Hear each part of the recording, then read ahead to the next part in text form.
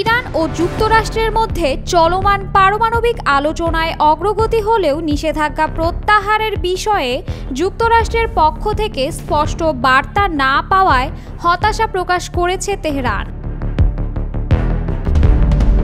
7 সপ্তাহের টানা আলোচনা শেষে পারমাণবিক কর্মসূচি নিয়ে যুক্তরাষ্ট্রের কাছ থেকে একটি গ্রহণযোগ্য প্রস্তাব পেয়েছে ইরান, এমনটাই দাবি করেছে দেশটির পররাষ্ট্র মন্ত্রণালয়। তবে এই আলোচনার শেষ ধাপে এসে দেখা দিয়েছে নতুন জটিলতা। গত সোমবার এক সংবাদ সম্মেলনে ইরানের পররাষ্ট্র মন্ত্রণালয়ের মুখপাত্র ইসমাইল বাঘেই বলেন, চুক্তি বাস্তবায়নের আগে কিভাবে নিষেধাজ্ঞা প্রত্যাহার করা হবে তা স্পষ্ট করতে হবে যুক্তরাষ্ট্রকে। তিনি আরও জানান, এখন পর্যন্ত ওয়াশিংটন থেকে এই বিষয়ে কোনো নিশ্চিত বার্তা পাওয়া যায়নি। এই ঈদে জামা জুতো অ্যাক্সেসরিজের ডিসকাউন্ট। নিউ ইয়র্ক টাইমসের এক প্রতিবেদনে মার্কিন কর্মকর্তাদের বরাত দিয়ে বলা হয়েছে, যুক্তরাষ্ট্রের প্রস্তাবে ইরানকে সব ধরনের ইউরেনিয়াম মজুদ বন্ধ রাখার আহ্বান জানানো হয়েছে। তবে ইরান বলছে তারা এখনও বিষয়টি পর্যালোচনার পর্যায়ে রেখেছে।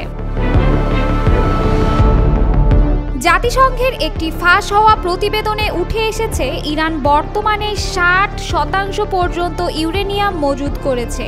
যদিও এটি পারমাণবিক অস্ত্র তৈরির জন্য প্রয়োজনীয় 90%-এর চেয়ে কম, তবুও পারমাণবিক জ্বালানির জন্য প্রয়োজনীয় 4%-এর তুলনায় অনেক বেশি।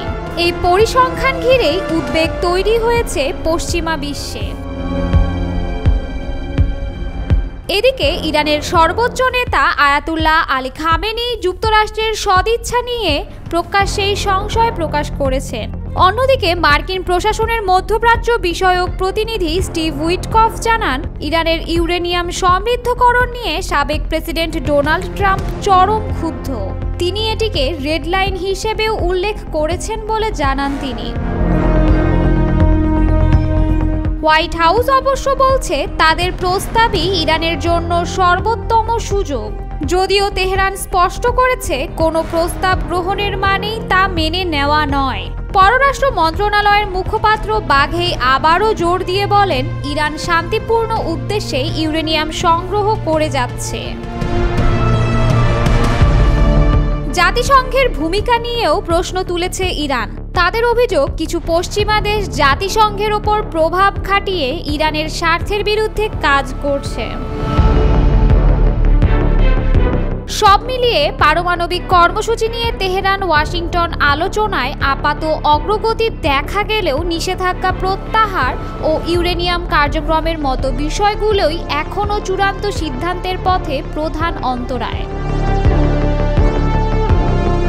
নতুন এই চুক্তির ভবিষ্যৎ কোন দিকে যায় তা নির্ভর করছে পারস্পরিক আস্থা, স্বচ্ছতা এবং বাস্তবায়নযোগ্য প্রতিশ্রুতির ওপর। সময়ই বলে দেবে এই ঐতিহাসিক আলোচনার ফল কী দাঁড়ায়।